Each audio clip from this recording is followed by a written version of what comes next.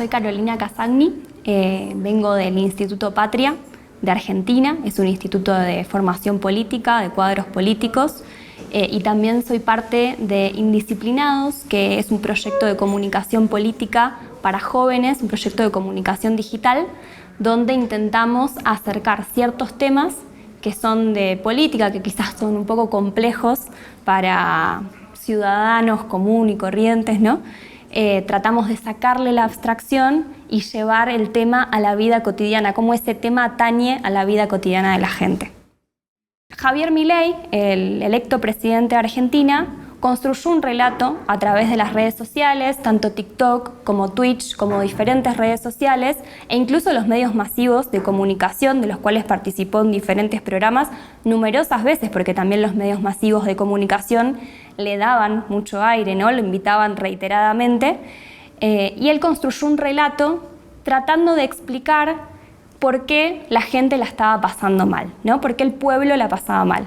Entonces él generó un enemigo, donde canalizó la frustración de esa gente que quizás no llegaba a fin de mes, que tenía problemas económicos, que estaba frustrada socialmente, y dijo, bueno, esas causas, lo que te está pasando a vos, es consecuencia de los privilegios de la casta política. El enemigo a destruir es la casta política y los privilegios que fueron llevando adelante a lo largo de los últimos años. Ese fue el enemigo que construyó, ¿no? Y el culpable, digamos, el concepto con el cual generó esa culpa era la corrupción, ¿no? Que eran corruptos, que no destinaban bien los recursos, que se gastaba demasiado, el Estado gastaba demasiado en los privilegios, que para él eran privilegios, no derechos, ¿no? Entonces construyó a partir de diferentes conceptos un relato para que la gente diga, bueno, al que tenemos que destruir es a la casta política y al Estado. Entonces, a partir de eso, cuando ganó las elecciones, hizo todo lo contrario, ¿no? O sea, esta es la contradicción que nosotros vemos en el proyecto político, que si bien comunicacionalmente generó algo que canalizó las frustraciones de la gente, que le dio una respuesta y que le dio posibles soluciones, esas soluciones hoy no se condicen con lo que hacen materialmente dentro de sus políticas.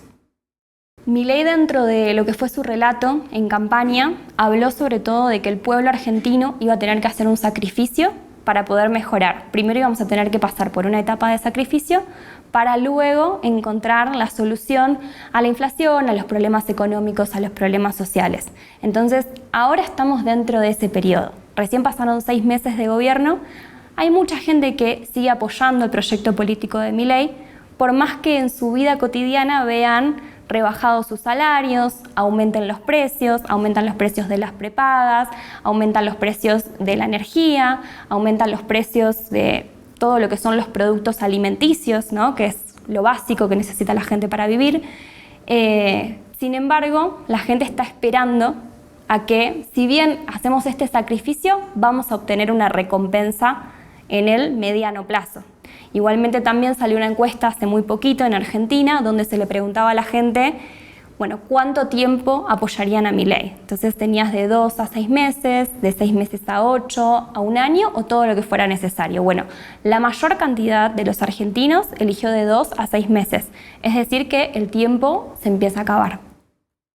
Hay algo religioso en lo que Milei nos cuenta, ¿no? En su relato, que creo que tiene que ver con políticas que ya se hicieron en la Argentina, ¿no? Si nosotros vamos a la década de los 90, es muy similar a lo que Milei está planteando ahora.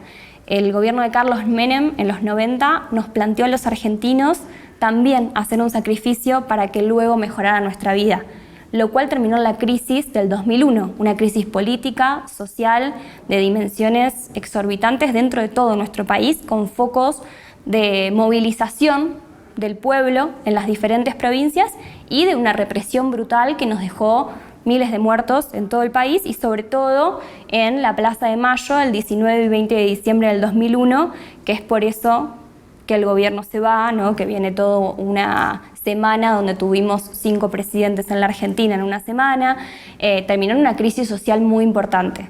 Entonces, me parece que nosotros tenemos que poder volver a revitalizar la memoria de lo que no fue hace tanto, fue en los 90. El tema es que nosotros siempre pensamos en, bueno, cómo construyó. Nosotros tenemos un objetivo de poder dialogar con las juventudes a las que quizás no les interesa la política porque vieron que en el gobierno anterior no se materializaron sus necesidades básicas, en el anterior gobierno tampoco, ¿no? Digo, el gobierno de Mauricio Macri, después el gobierno de Alberto Fernández.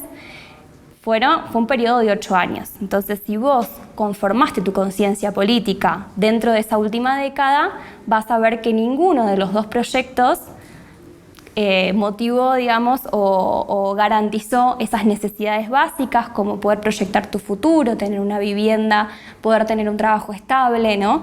Entonces, me parece que justamente esas juventudes que conformaron su conciencia política dentro de ese periodo decidieron no elegir en realidad a ninguno de esos dos proyectos, fueron por el outsider que apareció, que no era ni una cosa ni la otra, era un tercero que era nuevo, pero de nuevo no tiene nada, digo, ¿no? O sea, esto que vos decías de la religión, ¿no? Que se ve por detrás, él aparece como un personaje mesiánico que va a llevar al pueblo a un destino mucho mejor. Pero lo podemos contrastar con la realidad de los 90, ya sucedió, esto ya pasó, las políticas son las mismas, lo que plantea Milei sobre las privatizaciones, lo que plantea Milei sobre el déficit fiscal, todo esto ya lo vivimos los argentinos, es cuestión de pasar página, volver a pasar página para atrás de nuestra historia y poder ver lo que sucedió en los 90, que es lo mismo. Creo que no nos tenemos que olvidar que los medios de comunicación son grupos económicos también, responden a intereses de grupos económicos concentrados, por lo menos en la Argentina es así, los medios masivos y hegemónicos. Entonces, obviamente que van a responder a favorecer a un proyecto político que los favorezca a ellos, ¿no?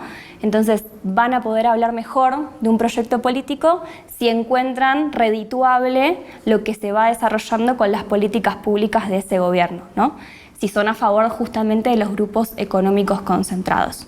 El proyecto de Néstor Kirchner y Cristina Fernández de Kirchner, desde el 2003 al 2015, justamente fue a disputar con esos grupos de poder concentrados porque fue a favor del pueblo, a favor de las mayorías populares, a favor de los grupos más vulnerables, ¿no? Acá en México, el gobierno de AMLO y ahora el de Claudia Sheinbaum dice que primero hay que empezar por los pobres. Bueno, Néstor y Cristina hicieron eso en la Argentina y por eso se ganaron el odio de los medios económicos.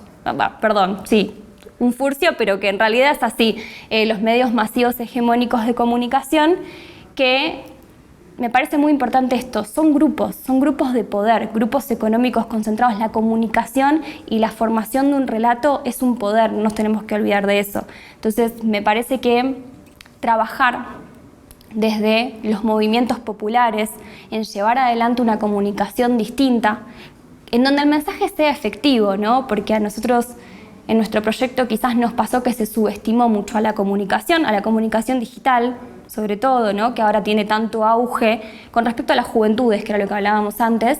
Se subestimó mucho eso porque se pensó que era algo contradictorio entre la militancia en la calle y la militancia digital. Bueno, es algo totalmente complementario. El territorio digital es un territorio de disputa político más. Y la verdad es que si desde nuestros proyectos nacional y populares lo utilizamos como una herramienta en favor de comunicar lo que es nuestro proyecto político y de que el mensaje sea eficaz a través de la creatividad, ¿no? Nosotros pensamos que la política es creatividad. Entonces el mensaje tiene que ser eficaz. Si no está funcionando, tenemos que cambiar los formatos, tenemos que reverlo, tenemos que crear.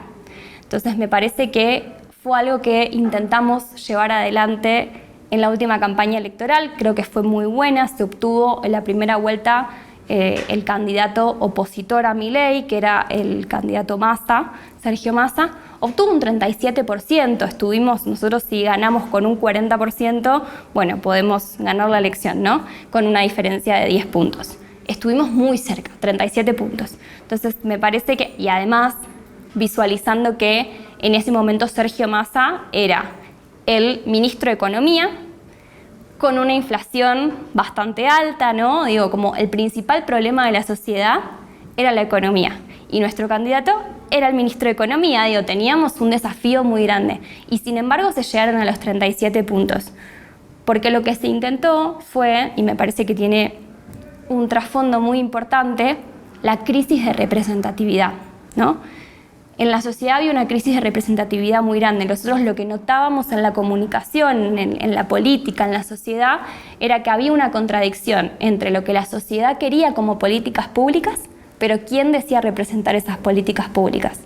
El problema fue que justamente el gobierno anterior no pudo o no supo o tuvo dificultades externas como la pandemia, tuvimos una sequía, estuvo la guerra de Ucrania que a nosotros nos afectó mucho a la Argentina, pero no pudo solucionar las demandas de la vida cotidiana de las personas. Entonces, si materialmente no se podían solucionar esas demandas, comunicacionalmente era muy difícil poder llevar a cabo una comunicación que represente a esa gente que estaba totalmente enojada y frustrada. Milei logró representar eso, pero le dimos pelea. Una pelea es una comunicación situada y que represente justamente las demandas de las personas. Entonces, lo que primero hicimos fue ir a los territorios, escuchar lo que las personas nos decían, cuáles eran sus demandas y cómo lo decían también, ¿no? O sea, la conceptualización que usaban las diferentes personas de diferentes lugares y realidades de la Argentina, porque es muy amplia. Y a partir de ahí, nosotros poder construir una comunicación efectiva utilizando el lenguaje y las inquietudes reales de esa gente. Entonces, cuando nosotros hacíamos los proyectos audiovisuales, era mucho más fácil que el mensaje llegue porque los conceptos eran de esa misma comunidad, ¿no? Creo que es una forma de contrarrestar un poco, no sé si estamos en una asimetría de poder total con respecto a los medios hegemónicos de comunicación, pero es una herramienta más para poder concientizar, visibilizar y sobre todo tratar de generar una representatividad política nuevamente, construirla nuevamente, como para poder llevar a cabo un proyecto político. La victoria de Claudia Sheinbaum acá en México me parece que es algo fundamental que hay que mirar, que hay que observar, que hay que estudiar, ¿no? Todos los países de América Latina. Creo que hubo un proyecto de comunicación política muy fuerte en el gobierno de Andrés Manuel López Obrador, sobre todo en las mañaneras, que nosotros las estudiamos mucho. Es una forma de tener una comunicación directa del líder, ¿no? Del presidente con el pueblo, sin intermediarios, sin que ningún medio hegemónico tergiverse el discurso, sino escuchando directamente lo que el presidente y su equipo y lo que está haciendo su proyecto político, ¿no? Por la vida de la gente, por la vida cotidiana. Entonces, me parece que eso es una estrategia que sirvió mucho, lo vimos en un 60%, ¿no? De los votos que se obtuvieron el domingo en las elecciones en donde ganó la doctora Sheinbaum. Creo que es algo a imitar, ¿no? A copiar en el buen sentido, ¿no? Para todos los movimientos nacional populares de la región.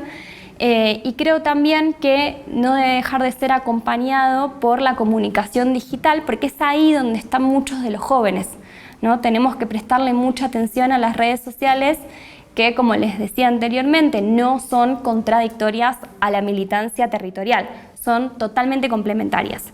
Sé que el partido de Morena tiene muchísima militancia territorial, tenemos que aprovechar eso, yo ya me siento parte del proyecto, pero porque comparto los valores de la solidaridad, de la soberanía, ¿no? Y del latinoamericanismo, que para nosotros es muy fuerte y nos une mucho. Bueno, de hecho, hago un paréntesis, ¿no? Pero Argentina tiene una conexión muy importante con México a partir de la última dictadura cívico-militar empresarial que vivimos en la Argentina.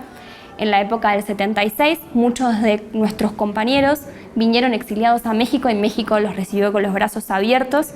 Hay un apoyo muy grande ahí y les agradecemos muchísimo al pueblo de México.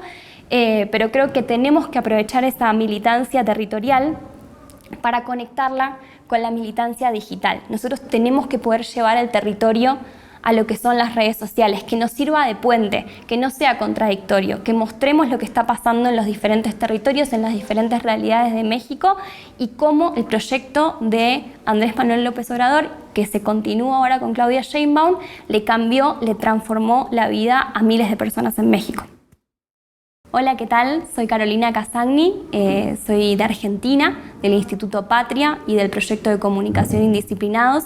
Me gustaría invitarlas a ver la 4TV, donde vamos a estar hablando un poco de comunicación política, tanto de México como de Argentina.